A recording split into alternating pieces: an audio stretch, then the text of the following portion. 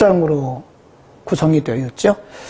언제나 말씀드리듯이 모든 성경에는 역사적 배경, 문화적 배경, 또 사회적 배경, 종교적 배경이 다 있는데 성경을 볼 때는 항상 배경을 먼저 공부하는 게 좋습니다. 그러니까 배경을 무시하고 성경을 보면요, 성경 해석이 하나님의 의도로부터는 멀어질 가능성이 매우 큽니다. 그래서 항상 제가 설교할 때도 그렇고 성경을 공부할 때도 항상 배경을 먼저 공부하는 것은 그런 이유 때문이다.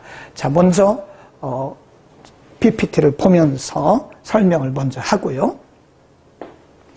자, 먼저 골로새서의 명칭 그리고 기록자는 누구냐? 지난주에 공부한 에베소서와 함께 바울이 로마의 감옥에서 기록한 옥중서신이다. 우리가 그거를 옥중서신 그래요. 에베소, 빌립보, 골로새 그렇죠. 사도 바울이 로마의 감옥에서 골로새 교회에 보낸 편지다.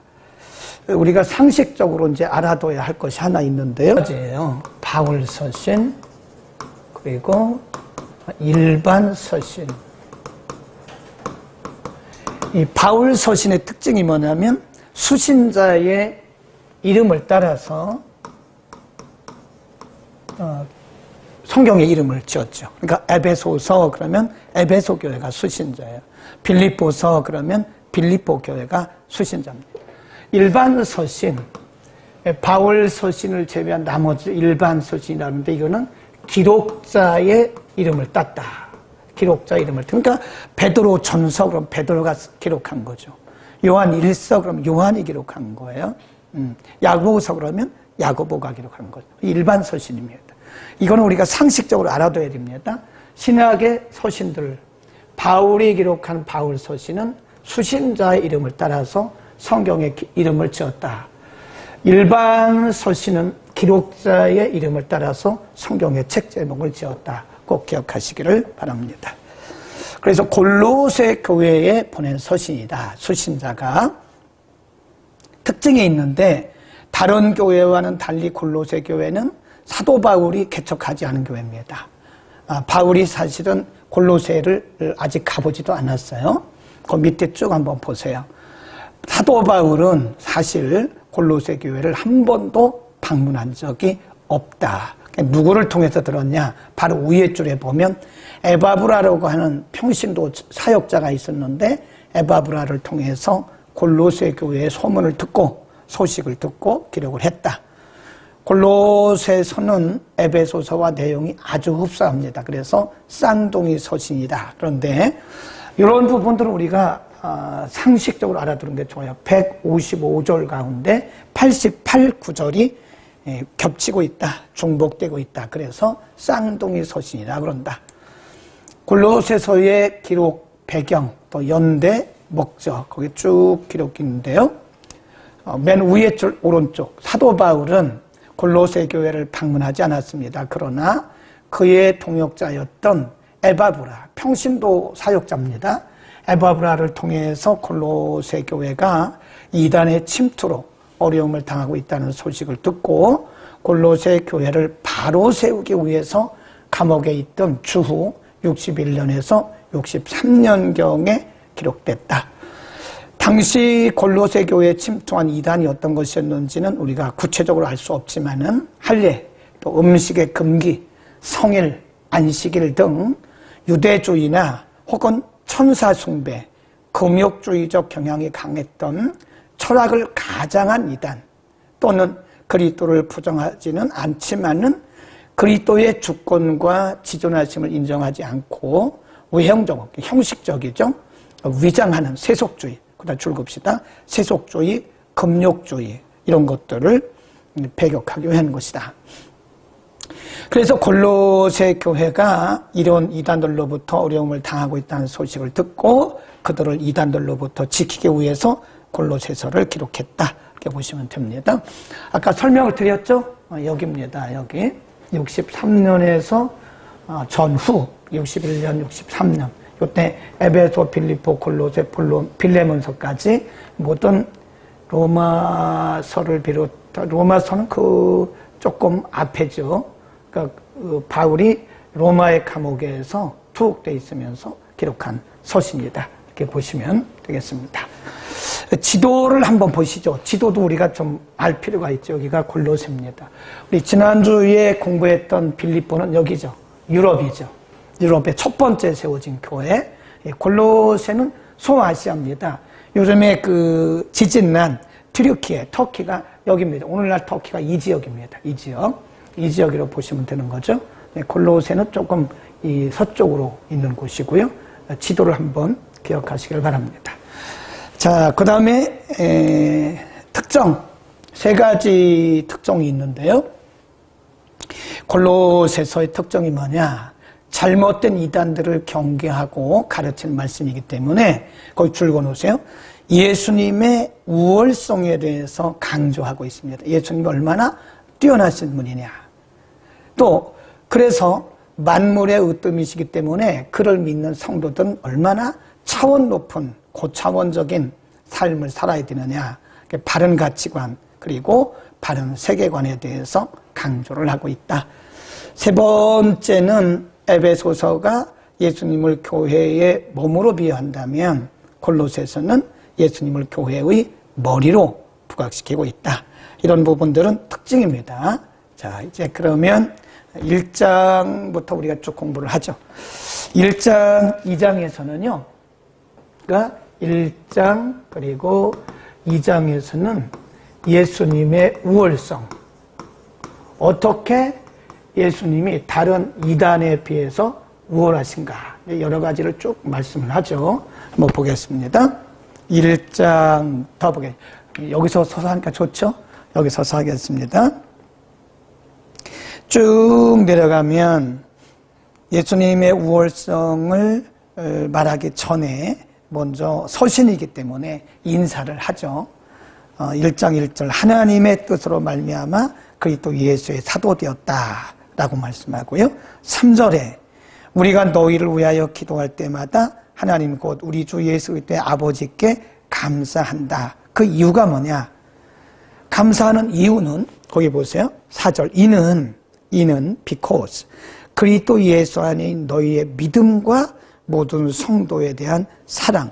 그러니까 지금 이 골로새 교회가 이단들로부터 굉장히 공격을 당하고 있잖아요.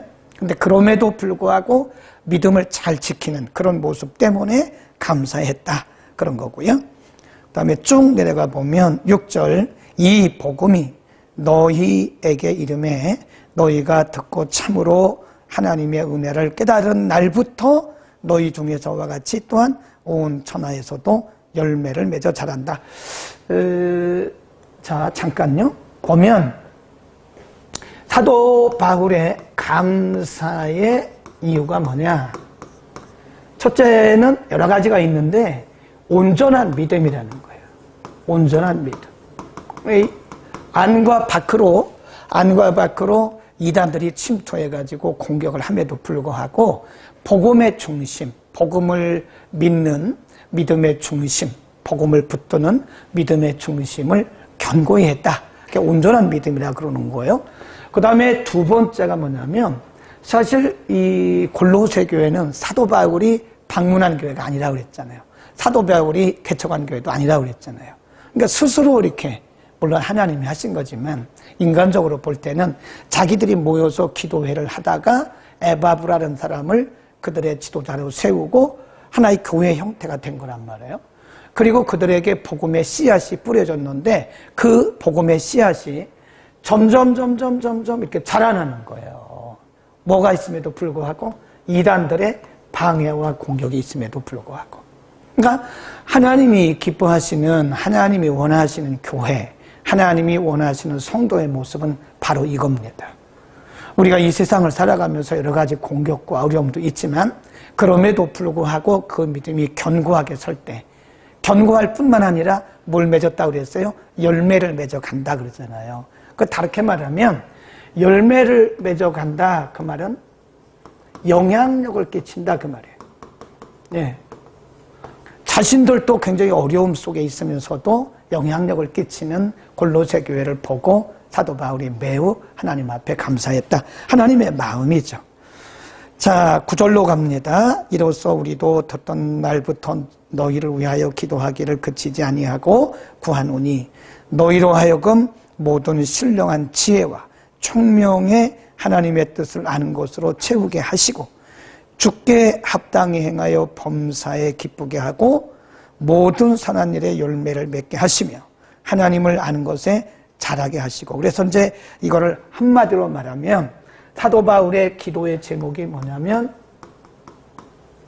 아까는 감사의 제목이었다면 기도의 제목이 뭐냐면, 지금 골로새 교회가 잘하고 있잖아요. 잘하고 있는데 이것이 점점 약해지는 것이 아니라 점점 강해져서, 그 말이에요. 점점 강해져서 하나님이 원하시는 믿음의 분량에까지 이르기를 원한다. 그 기도의 제목이에요. 그러니까 우리가 보면 개인적으로나 교회적으로 보면요, 우리가 처음에 시작은 잘해요. 시작은 잘하는데 처음에는 믿음도 좋고 영향력도 끼치는데 이것이 끝까지 잘 가야 되는데 가다가 이렇게 약화되는 경우가 많다는 거예요. 근데 사도 바울의 기도 제목은 이렇게 잘하고 있는 골로새 교회가 점점 더 성장해서 하나님이 원하시는 분량에까지 이르기를 바란다. 그게 기도 제목. 우리의 기도 제목이 되기를 바랍니다. 쭉 넘어갑니다. 그러면 예수님이 누구냐? 자, 15절부터 이제 말씀해요. 예수님의 우월성을 지금 가르치는 거잖아요. 예수님은 누구냐? 그래서 거기 보세요. 15절. 보이지 아니하시는 하나님의 형상이요 모든 창조물보다 먼저 나셨다. 16. 만물이 그에게서 창조되되 하늘과 땅에서 보이는 것과 보이지 않는 것, 육적인 것과 영적인 것, 보이는 세계와 보이지 않는 세계가 바로 예수님에 의해서 다 창조되었다. 17. 그가 만물보다 먼저 계시고 만물이 그 안에 함께 섰느니라. 18절. 그는 몸인 교회의 머리라. 그가 근본이야. 그렇게 말씀해요. 20절에 보면 그의 십자가의 피로 화평을 이루셨다. 그러니까 2장 9절 한번 더 보고요. 2장 9절에도 뭐라고 그랬냐면 그 안에는 신성의 모든 충만이 육체로 거하신다. 우리가 빌립보서 2장 공부했잖아요. 빌립보서 2장에서 사도 바울이 예수님을 뭐라고 그랬냐면 2장 5절 이하에서 그는 근본 하나님이 근본 하나님과 본체신데 자기를 비어 인간의 모양으로 오셨다.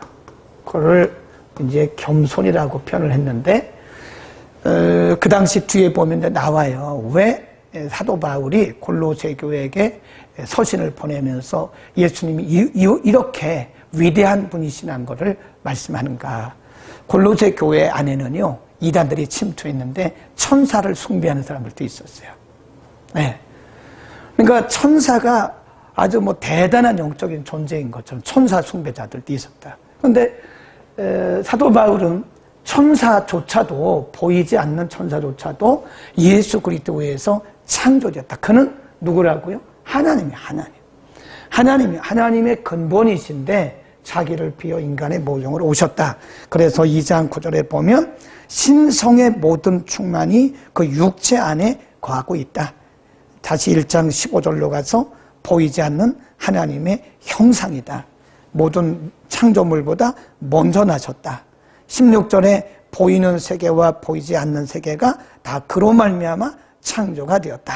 거기 보면 16절에 보면요, 하늘과 땅에서 보이는 것들과 보이지 않는 것들과 보좌, 주관자, 정세들, 권사들, 이게 다 뭐냐면 영의 세계를 얘기하는 거예요. 그러니까 예수님은 창조주이신데, 예수님이 창조주이신데 크게 보면 보이는 세계, 육의 세계죠.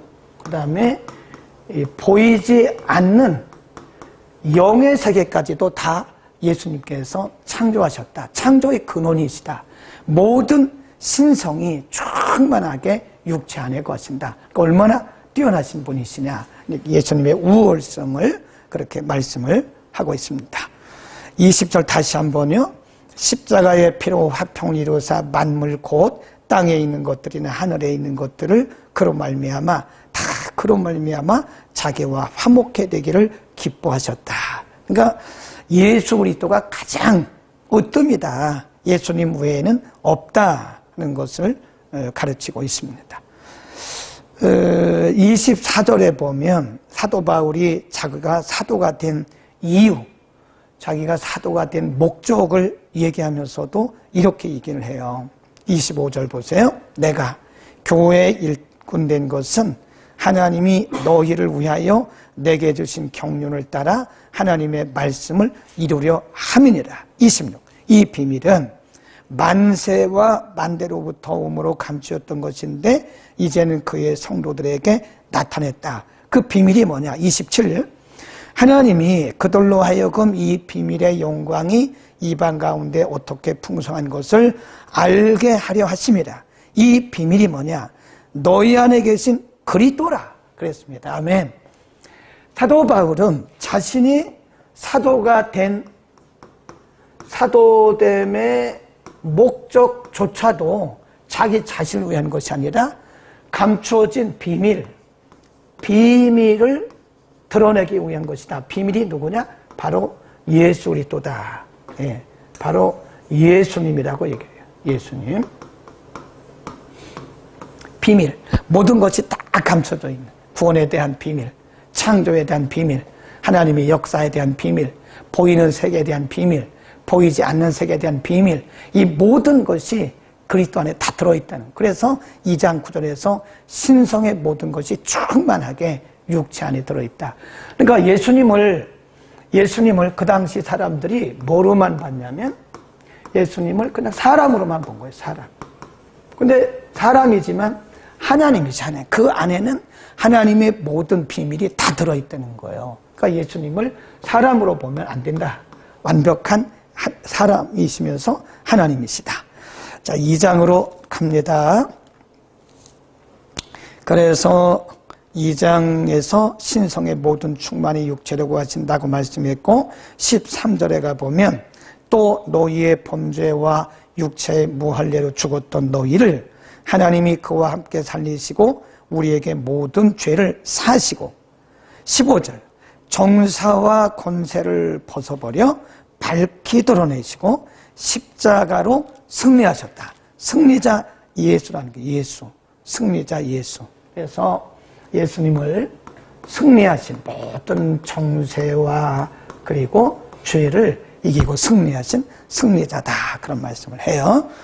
그래서 2장 20절에 가보면 사도 바울은 이렇게 말합니다. 너희가 세상의 초등학문에서 그리스도와 함께 죽었거늘 어찌하여 세상에 사는 것과 같이 의문은 율법을 얘기합니다. 율법에 순종하느냐. 곧 붙잡지도 말고 맛보지도 말고 만지지도 말라 하는 것이니 그랬어요. 그러니까 지금 사도 바울은 예수님께서 또 하나 우월하신 것이 뭐냐면 율법을 완성하셨다는 거예요. 율법의 완성자. 그 당시 대부분의 사람들이 다 율법 아래서 매여 있었던 거죠. 율법 아래. 그들이 경건을 주장했던 것도 율법적 경건이었고 금욕을 주장했던 것도 율법적 금욕이었고 그러니까 복음을 모르는 거예요. 율법 아래에서 행하는 모든 일들, 그러니까 율법 아래에서 쩔쩔매고 있는 거죠. 그런데 예수님이 십자가를 통해서 율법을 다 이루신 거예요. 율법의 완성자. 그래서 사도 바울이 골로새 교회 성도들에게 이렇게 율법을 완성하셨는데 예수 그리스도를 믿는 너희가 왜 율법 아래서 그렇게 쩔쩔매고 있느냐. 그런 말씀 다시 한번 보세요. 20절 너희가 세상의 초등학문에서 그리스도와 함께 죽었거든 어찌하여 세상에 산 것과 같이 의문의 순종, 의문이 율법이라고 그랬죠. 곧 붙잡지도 말고 맛보지도 말고 만지지도 말라 하는 이것이다. 22. 이 모든 것을 쓰는 대로 부패에 돌아가리라. 사람의 명과 가르침을 좇느냐. 이런 것들은 거기 줄 그어놓으세요. 자의적 숭배. 이게 뭐냐면 자의적 숭배가 뭐냐면요. 이게 잘못하면 우리 가운데도 있을 수 있어요. 그러니까 우리가 경건 생활을 하면서 스스로 자의하는 거예요. 나는 경건해. 그리고 금욕주의적인 삶을 스스로 살죠. 예, 그러면서 나는 경건해. 그러면서 자기를 스스로 경건하다고, 나는 스스로 의롭다고 생각하는 이게 자의적 숭배입니다. 이 경건주의자들에게 이런 모습이 많이 나타나요. 그러니까 보세요. 예수님 당시에도 보면 이 바리새인들이요, 철저한 경건주의자들입니다. 예, 일주일에 2번, 3번 꼭 금식하죠. 철저하게 안식을 지키죠. 뭐 심지어는 1000m, 1km인데 1000m에서 1m도 안 나가요. 정확하게. 얼마나 정확한 사람들입니까? 근데 이 사람들의 특징이 뭐냐면 자기는 좋다, 자기는 경건하다. 그러니까 이방인들에 대해서 정죄하는 거예요. 우리는 이렇게 경건한데 너네들은 왜 이렇게 불경건하냐. 그러니까 예수님께서 그 기도하는 성전에서 기도하는 모습을 보여주셨어요. 거기 한 세리하고 바리새인이 가서 기도를 하는데, 세리는 자기 죄를 아니까 가슴을 치면서 하늘을 못 쳐다봐요. 근데 그 바리새인은 어떻게 기도하죠? 아, 나는 일주일에 2번, 3번 금식하고 나는 저 세리와도 같지 않은 것을 그게 뭐냐? 자의적 숭배입니다. 나는 경건하다. 나는 거룩하다. 그런데 왜 저 세리, 저 이방인들은 저렇게 살아가냐? 그러니까 저 세리와도 같지 않다고 말하는 그것이 바로 자의적 숭배예요. 그게 위험한 겁니다. 간혹 이 경건주의에 빠진 사람들이 자의적 숭배에 빠질 가능성도 있다. 굉장히 중요한 말씀을 하고 있는 거예요. 다시 자의적 숭배와 겸손. 그러니까 이게 의도적인 겸손이죠. 진정한 겸손은 성령이 들어가서 예수님의 마음이 들어가면 그게 진정한 겸손인데, 의도적 겸손인 거, 율법적으로, 윤리적으로, 도덕적으로. 그런 거 하지 말라는 거죠. 몸을 괴롭게 하는 거, 이게 뭡니까? 금욕주의 아닙니까? 금욕주의. 그 당시에 이 금욕주의자들이 많았어요. 이 바리새인들이 경건주의자이면서 금욕주의입니다. 그러니까 금식을 처음에는 나라를 위해서 하루에 2번, 3번 금식하고, 그런 나중에 이것이 이제 타성해졌다 보니까 하나의 경건주의가 된 거예요. 바리새인들 중에서 진정한 바리새인들도 있었습니다. 근데 그들은 금욕주의. 이 금욕주의자들 보면 대단해요. 네. 음식 절대 안 먹습니다. 네. 그 머리도 안 잘라요. 그리고 부정한 사람들과는 손도 안 잡아요. 식사도 같이 안 해요. 그게 금욕주의거든요. 근데 그것도 율법 아래서는 그런 것처럼 보이는데 복음 안에서는 그게 자의적 숭배와 같은 것이다. 그게 금욕주의라는 거예요. 복음 안에서는 우리는 자유하다. 그런 겁니다. 그 다음에 금욕주의, 몸을 괴롭게 하는 거. 지혜 있는 모양이나 오직 육체를 쫓는 것을 금하는 데는 유익이 조금도 없다. 이런 거지만 사실 복음 안에서는 별로 유익이 없다. 그런 얘기입니다. 자, 이제 4장, 5장인데, 3장, 4장이죠. 3장, 4장에서는요, 성도의 삶인데 이게 뭐냐면, 거룩하고 경건한, 그러니까 율법적인 경건을 얘기하는 게 아니에요. 복음 안에서 새롭게 된 성도는 어떻게 거룩하고 경건하게 살 거냐. 이 굉장히 높죠. 그래서 우리가 크리스찬의 품이라고 그래요. 품위. 이렇게 보면요, 예수 믿는 사람들은 품위가 있어요. 왜냐하면 복음이 들어오잖아요. 복음이 들어오면 영이 깨끗해지고 또 우리의 심령이 깨끗해져요. 그러니까 삶이 깨끗해요. 확실히 그렇습니다. 제가 많은 사람들을 만나보면 복음이 들어가 있는 크리스찬과 복음이 없는 비기독교인들이 있잖아요. 보면 벌써 생활이 틀려. 아무리 공부를 많이 하고 아무리 사회적 신분이 높아도요, 생활 자체가요 깨끗하지가 않아요. 그 뒤면, 이면의 세계를 보면요 깨끗하지가 않습니다. 틀림없어요. 그래서 우리는 예수 그리스도를 모신 우리들에게는 예수님의 성품이 들어오고 성령이 우리를 통해서 성품을 변화시키기 때문에 우리가 품이 있는 삶을 살아야 되는데, 이것은 우리 스스로 할 수 있는 것은 아니고 복음을 받아들였을 때, 그리고 복음을 통해서 우리가 거듭났을 때, 어떻게 우리가 이런 삶을 살 수 있는가? 1절입니다. 그러므로 품이 있는 삶이 뭐냐? 그러므로 너희가 그리스도와 함께 다시 살리심을 받았으면 위의 것을 찾으라. 고출 굽시다. 위의 것을 찾으라. 굉장히 중요한 말씀이에요. 위의 것이라는 것이 하나님의 나라죠. 하나님의 나라. 다르게 말하면 가치관을 얘기하는 거예요. 가치관. 예수님도 말씀하셨어요. 너희의 보물을 하늘에 쌓으라. 이 땅에는 도둑도 있고 거기는 좀도 먹고 녹도 쓴다. 근데 하나님의 나라는 그런 게 없다는 거죠. 너희의 보물을 땅에 쌓아두지 말고 하늘에 쌓으라. 그게 하나님 나라 가치관이에요. 우리의 가치관, 우리의 인생의 방향성은 항상 하나님의 나라입니다. 이게 품이 있는 거예요. 그러니까 우리가 이 땅에 먹고 사는 거 물론 인간이기 때문에 뭐 기본적으로 먹고 살아야 되죠. 근데 우리의 가치관, 우리의 방향성은 그게 아니라는 거예요. 우리 나그네잖아요. 나그네 같은 인생에서 우리가 어떻게 살아가야 되느냐. 항상 우리의 방향성은 하나님의 나라라는 거예요. 먹는 것도, 입는 것도, 또 우리가 사업을 하는 것도. 사업을 하는 사람들 보세요. 사업을 하는 목적이 뭐예요? 방향성이 뭐예요? 내가 잘 먹고 잘 살기 위해서 내 부귀영화를 위해서 사업한다면 그것은 이 땅의 가치관이에요. 내가 사업을 하는 궁극적인 목적이 뭐냐? 복음의 진보다. 선한 영향력을 끼치기 위한 것이다. 많은 사람들에게 복음을 전하기 위한 것이다. 하나님 나라 확장을 위한 것. 그게 바로 그의 품이 있는 삶인 겁니다. 우리 공부를 해도 마찬가지. 내가 공부를 하는 이유가 뭐냐? 공부를 하는 목적이 뭐냐? 내가 유명해지기 위해서다. 그 유명해지기 위한 목적이 뭐냐?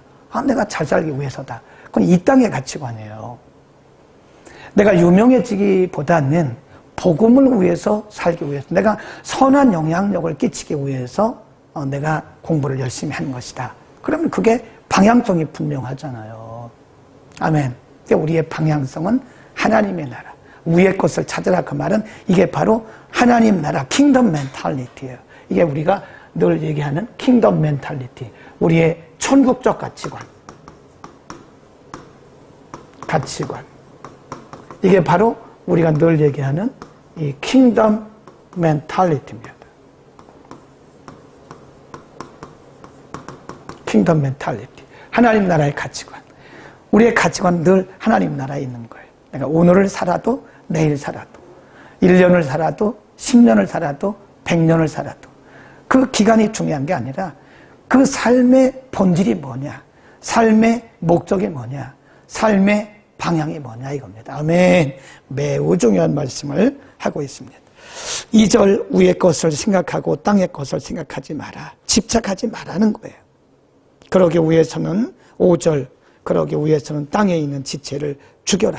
이 죽인다는 말은 절제하고 또 절제하고 또 절제해야 된다. 왜 그러냐? 우리의 육성이 늘 살아있어요. 그래서 갈라디아서 5장에 보면 사도 바울은 우리 속에 두 개의 성품이 있다는 거예요. 하나는 성령을 따르려고 하는 육의 영적인 성품, 영의 성품. 하나는 이 세상을 따르고 우리의 육체를 따르려고 하는 육의 성품. 그래서 우리가 영의 성품을 따르면 영적인 사람이 되는 거예요. 육의 성품을 따르면 육적인 사람이 돼요. 그러니까 크리스찬 안에도요, 우리가 보면 이 기독교인 성도 안에도 보면요, 육적 성도가 있고요, 그 다음에 영적인 성도가 있어요. 물론 이것이 이제 딱 고정된 건 아닙니다. 때로는 우리가 육적일 수도 있고 영적일 수도 있고, 때로는 영적이었다가 육적이 되기도 해요. 근데 말씀과 성령이 충만해야 하는 이유는 늘 우리 속에 둘이 늘 충돌을 해요. 하나님의 말씀대로 살려고 하는 나, 이 영적인 나죠. 또 세상을 따라가려고 하는 육적인 나, 계속 충돌합니다. 그래서 갈라디아서 5장에 보면 너희는 성령을 따라 행하라 그랬어요. 성령을 따라, 성령에 의해서 살라고 말씀을 합니다. 아멘. 우리는 누구나 마찬가지예요. 로마서 7장에 보면, 사도 바울이 로마서 7장에 보면요, 굉장히 갈등을 해요. 내가 하나님의 말씀대로 살려고 하는데 내 속에 또 다른 내가 있어서 나를 자꾸 죄로 끌어간다는 거예요. 나는 기도하고 예배드리고 말씀대로 살고 하나님의 뜻대로 살려고 하는데 내 속에 또 다른 나가 있어가지고 나를 계속 죄 아래로 끌어간다는 거예요. 그러니까 사도 바울이 로마서 7장에서 뭐라고 고백을 하냐면 오호라 나는 곤고한 사람이다. 네, 대사도였던 사도 바울도 그런 갈등을 한다니까요.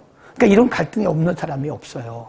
우리가 표현을 안 해서 그렇지 항상 하루에도 여러 번씩 우리는 갈등하고 살아갑니다.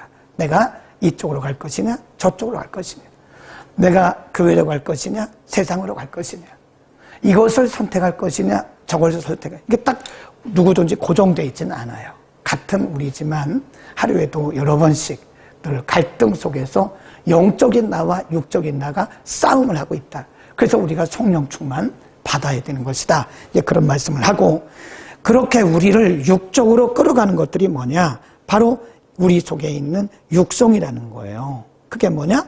5절 이하의 음란, 부정, 사욕, 악한 정욕, 탐심, 예, 이런 것들을 8절에 보면 다 벗어버리라는 거예요. 또 8절에 보면 분, 악의, 회방, 부끄러운 말, 거짓말, 이런 것들 다 벗어버리라는 거예요. 예. 그 대신에 3장 12절에 보면 우리가 수준 높은 품위 있는 삶을 살기 위해서는 12절 보세요. 그러므로 너희는 하나님의 택하신 거룩하고 사랑하신 자처럼 긍휼과 자비와 겸손과 온유와 오래 참음을 입고, 이게 뭐냐? 예수님의 성품이거든요. 예수님의 성품. 예수님의 성품을 입으라. 아까 3장 8절에서 뭐라고 그래요? 벗어버리라고 그랬잖아요. 이런 것들은 벗어버리고, 그 다음에 12절에서는 이것은 입고 그런 거예요. 로마서에도 보면 사도 바울은 이런 것은 벗고 이런 것은 입고 그러잖아요. 그러니까 우리가 새로운 삶을 살기 위해서는 옛 것은 벗어버려야 돼요. 옛 것은 벗고, 그 다음에 새 것은 입고, 끊임없이 이 경건이라는 게 하루아침에 안 돼요. 이 거룩한 삶이라는 게 하루아침에 안 됩니다. 가다가 넘어지고 또 일어나고, 가다가 넘어지고 또 일어나고, 이러면서 점진적으로 우리가 성화되어 가는 거지, 이 땅에 어떤 사람도 하루아침에 거룩해지지는 않아요. 하루아침에 경건해질 수가 없습니다. 어떤 사람들이 어디 세미나 한번 3일 정도 갔다 와가지고 자기가 거룩한 것처럼 생각하는데 그렇지 않습니다. 여전히 우리 속에 육의 성품이 들어있어요. 계속 싸우는 거예요. 그 벗고 입는 것은 우리가 해야 되는 거예요. 성령의 능력을 입고 우리의 어떤 결단, 그래 필요한 거죠. 우리 결단을 통해서 벗을 것은 하나씩 벗어버리고 입을 것은 하나씩 입어가는 거다. 그게 점진적 성화. 그래서 우리는 이거를 뭐라 그러냐? 성화라고 그러는데요. 이게 점진적으로 일어나는 거예요. 점진적으로 일어나는 거다. 이 성화는 이 하루아침에 일어나는 것이 아니라 점진적으로 일어나는 것이다. 용서하라는 거예요. 뭐처럼? 예수님이 우리를 용서하신 것처럼 그렇게 하라는 거예요. 지금 사도 바울이 용납, 용서 이런 표현을 썼거든요. 용납은 받아주는 걸 얘기하는 겁니다. 이렇게 받아들이는 것을 용납한다 그래요. 예. 천국 가는데 지장이 없으면 용납하라 이겁니다. 예. 율법적인 사람들의 특징이 뭐죠? 꼬치꼬치 다 따져요. 그리고 그거를 다 평가를 하고 비난을 해요. 근데 지금 사도 바울은 말하기를 우리 품이 있는 크리스찬들은 그렇게 하지 말라는 거죠. 용납해줘라. 천국 가는데 지장이 없으면, 천국 가는데 지장 있는 것을 용납하면 안 되죠. 그것은 서로 기도해주고 서로 합력해서 고쳐나가야 되죠. 그런데 천국 가는데 지장이 없는 것들은 우리가 용납해줘라. 실수, 거기 보세요. 누가 네게 혐의란 말은 실수예요. 실수. 누가 누구에게 실수가 있는 것이 드러나거든 너희는 용납해줘라. 서로 피차 용서해라. 그리고 14절 이 모든 것 위에 사랑을 더해라. 이는 온전히 매는 띠다. 예, 띠. 사랑이 없으면 아무것도 아니라는 거죠. 사도 바울은 고린도전서 13장에서는 믿음, 소망, 사랑 이 세 가지는 항상 있을 것인데 이 중에 제일이 사랑이라 그래요.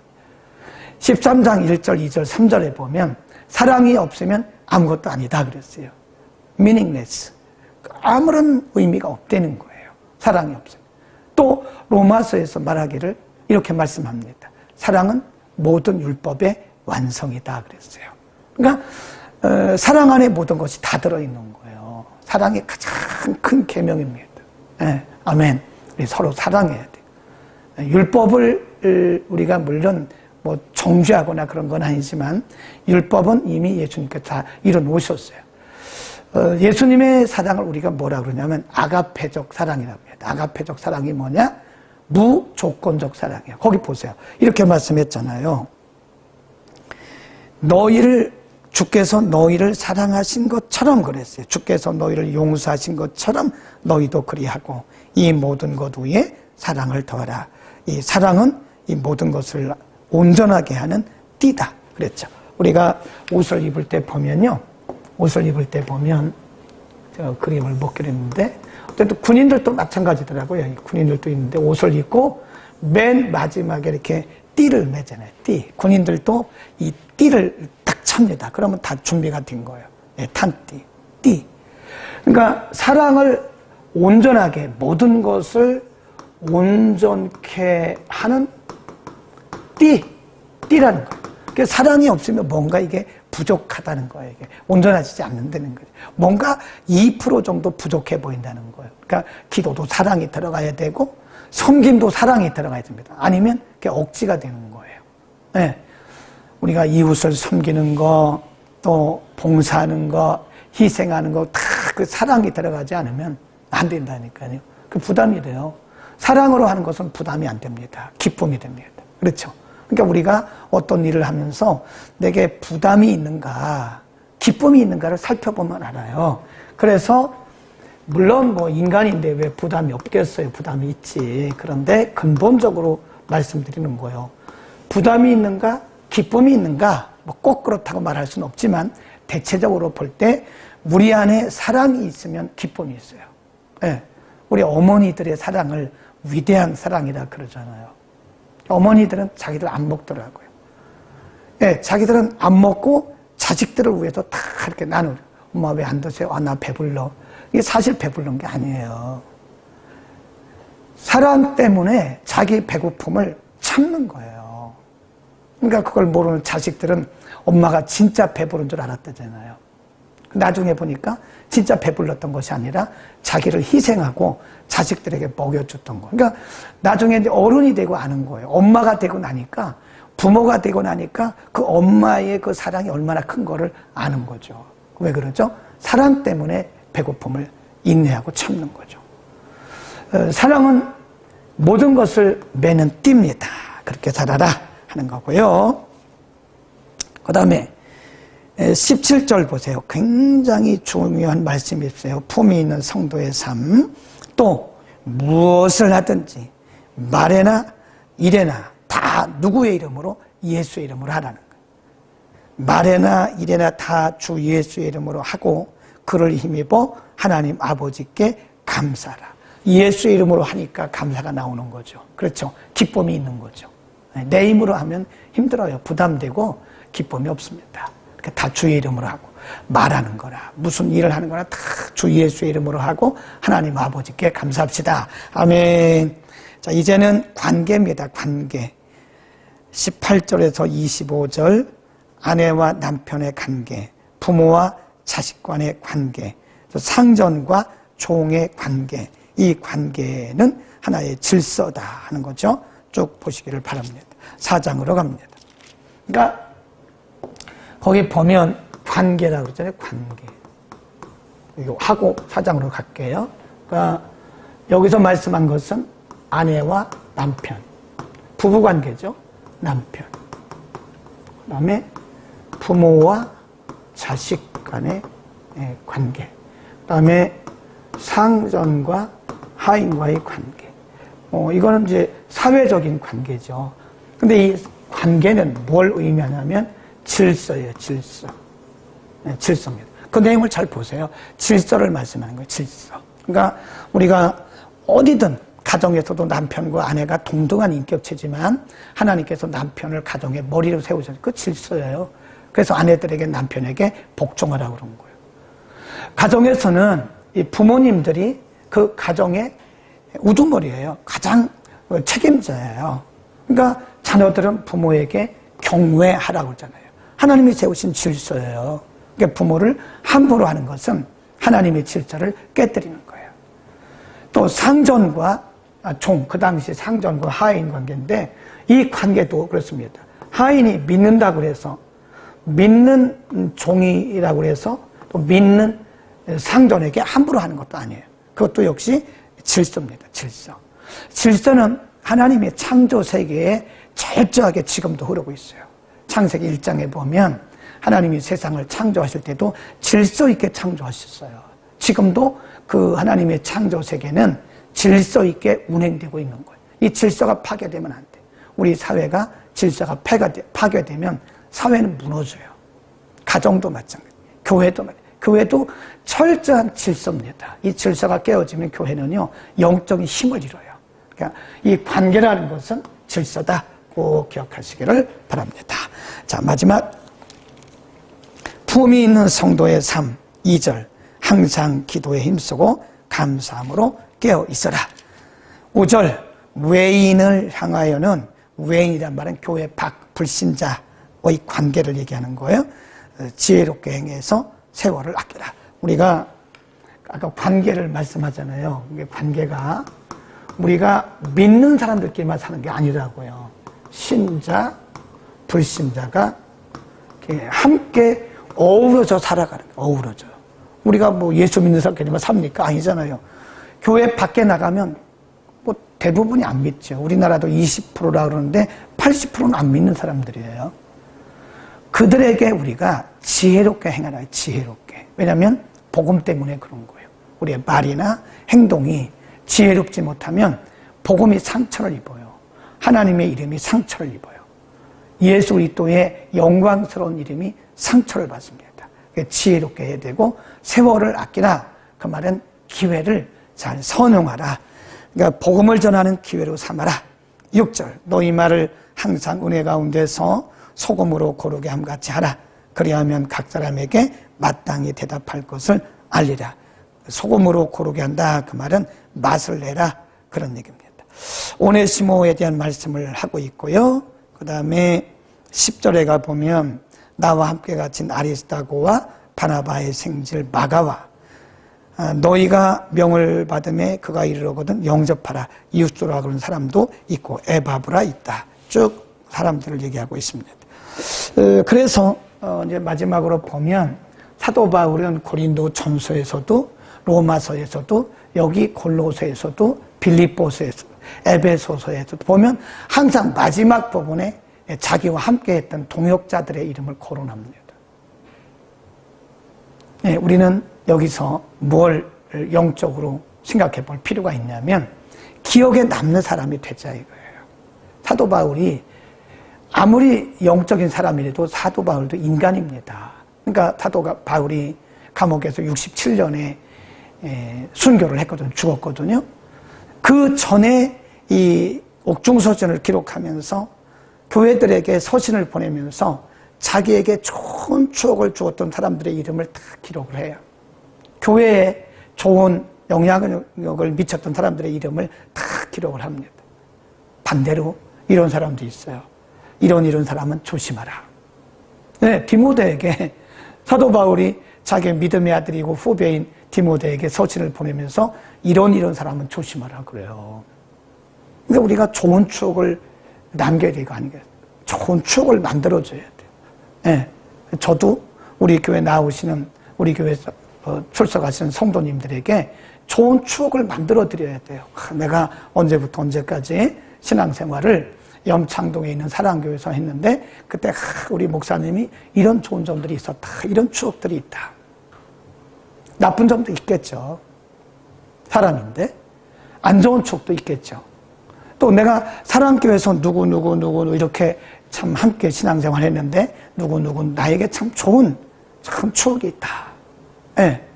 그래서 우리가 이왕이면 좋은 추억을 남기자 이겁니다. 예? 좋은 추억. 사역자에게도 좋은 추억을 남겨주고 우리 성도들에게도 지체들에게도 좋은 추억을 남겨두어서 우리가 이제 언젠가 나이가 많이 들어서 우리 후손들에게, 후배들에게, 자녀들에게 말할 때 참 그때 얘기를 할 수 있으면 우리 참 성공적인 신앙생활을 하지 않았나 그런 생각을 합니다. 오늘 여기까지 하겠습니다.